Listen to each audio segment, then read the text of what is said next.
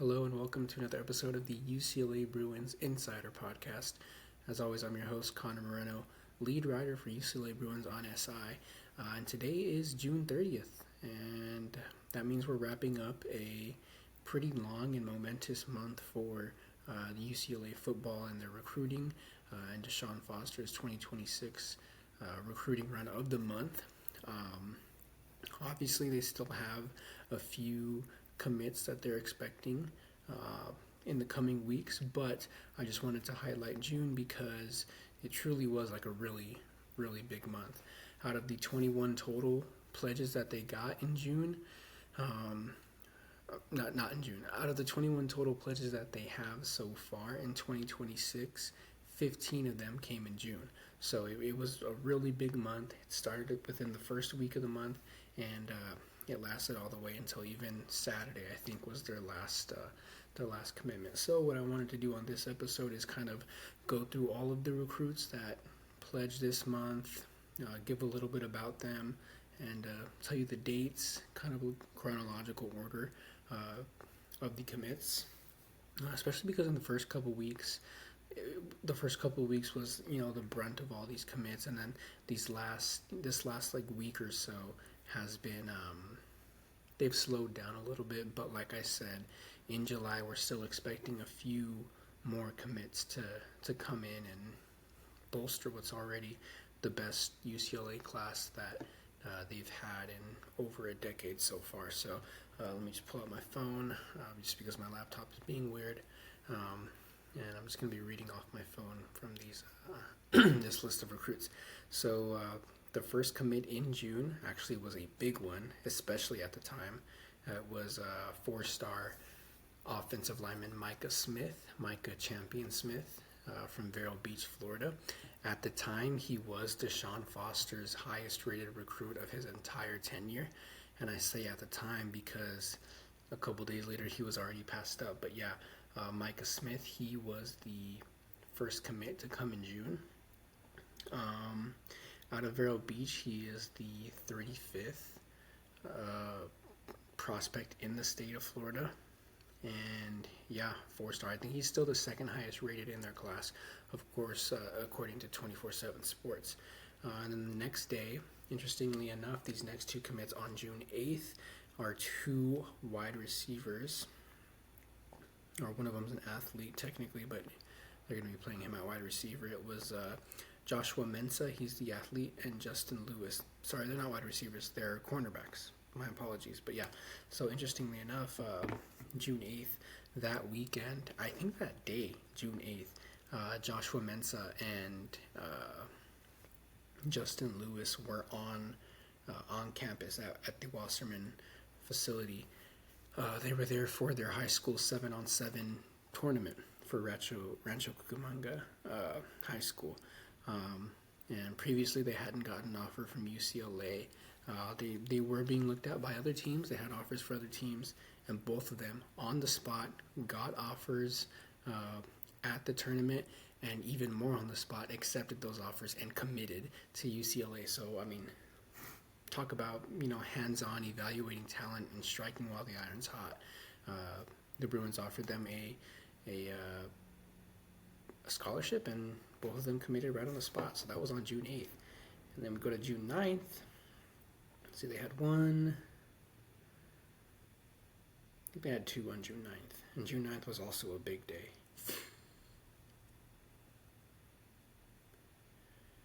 Yeah, two on June 9th. So the first one on June 9th was linebacker Ramzak Fruin. He was from Spanaway, Washington.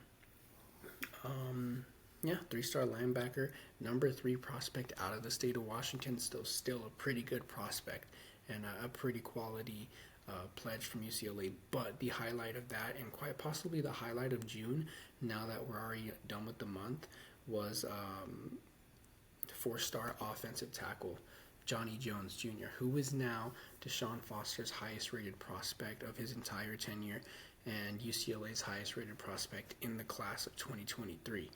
He also comes from Florida, so bolstering that Florida pipeline, especially with those two recruits at the beginning of the month, going into it, you don't really think that DeShaun Foster or the Bruins can kind of reach across the country to get these prospects. And sure enough, within the span of 3 days, they pull two of the biggest prospects from Florida all the way across the country. And it kind of, I guess, grew the foundation of that Florida pipeline, because soon enough, and we're going to talk about it, they had a couple more prospects from Florida. So yeah, those were on June 9th. Those two prospects were on June 9th. And then we fast forward, I think, probably didn't have one for another few days. Oh, the next day, June 10th, we had one. His Logan Hero. He is a 3-star safety out of California, so just another hometown kid. He's number 111 in the state of Florida. Might have gotten overshadowed kind of by that Johnny Jones Jr. Commitment, just because, you know, a momentous announcement like that might roll over into the next day, which is when Logan Hero committed. But he was the only one to commit on June 10th, so he's still a big pledge. He joins a really good group in the secondary for the class of 2026.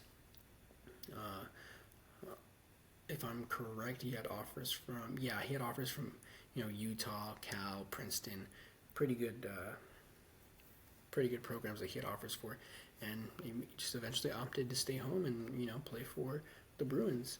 That was 6/10. So now we move on. I think the next one was June 12th. Was there a 1 or 2 on June 12th? There was just one on June 12th, and it was the final prospect in UCLA's offensive line room so far, Cooper Jaworski from San Juan Capistrano, California. Now he's an interior offensive lineman.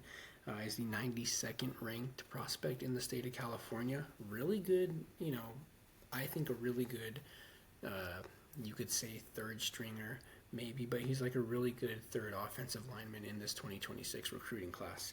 He, I think, was a pretty highly touted. Let's see, yeah, I mean, kind of get offers from Auburn, Air Force, Army, Cal Poly, but he opted to go with Bruins, and ever since then he's really been huge in terms of going on social media and promoting and, you know, recruiting people to Westwood. So he's been good.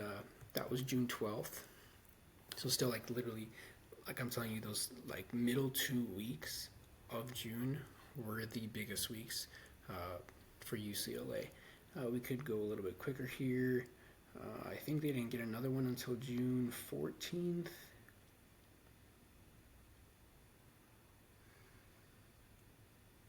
Yeah, June 14th, they had, no, it was 16th. So June 16th, you had 3-star wide receiver Santana Carlos, and I believe one more. Oh, and 3-star wide receiver Xavier Stinson. 2 more Florida people. Xavier Stinson actually is Micah Smith's Vero Beach teammate, so obviously you can see that he had a little bit to do with that recruitment as well. But yeah, that's the last 2 of the 4 total Florida products that they're getting. 2 really good wide receivers, especially Xavier Stinson. That was June 16th. Now we can move forward to, I think it was the 18th was next. The 18th is already kind of a little bit of a fan favorite. Giancarlo Serrino.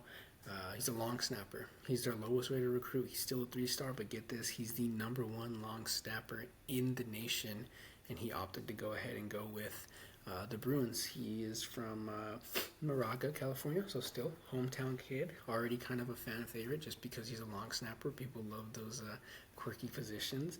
And that was on June 18th, and after the 18th, like I said, the little 2-week stretch, this is kind of where it starts to slow down. On the 21st, you had the Soliai cousins commit, Malaki Soliai-Tui, and his Kahuku cousin, Madden Soliai. Malaki, obviously a 3-star linebacker.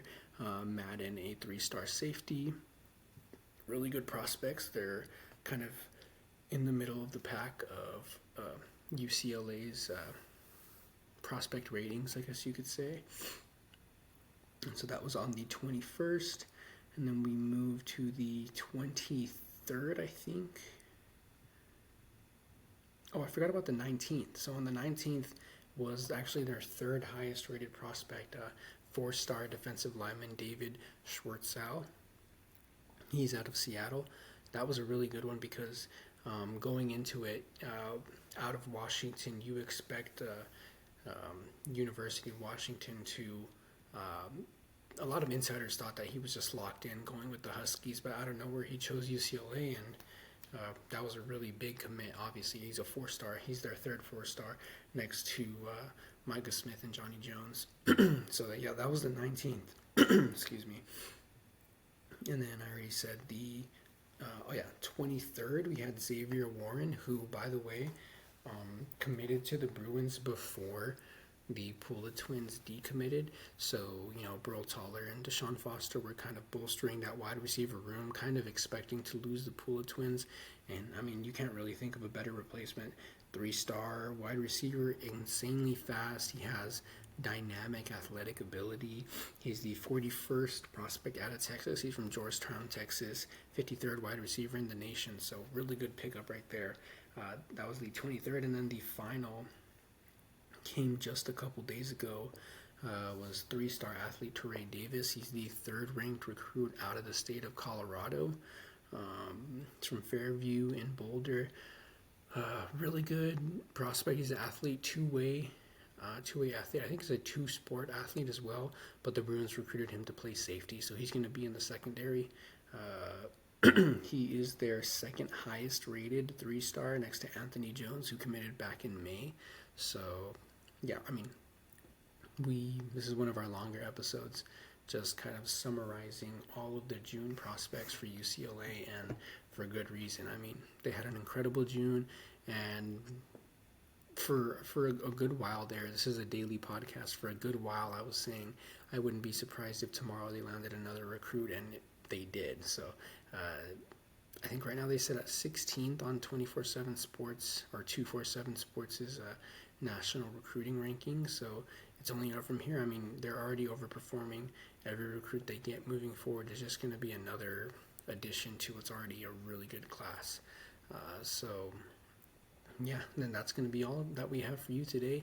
Thank you for watching and listening to the UCLA Bruins Insider Podcast. As always, I'm your host, Connor Moreno, and we'll see you tomorrow.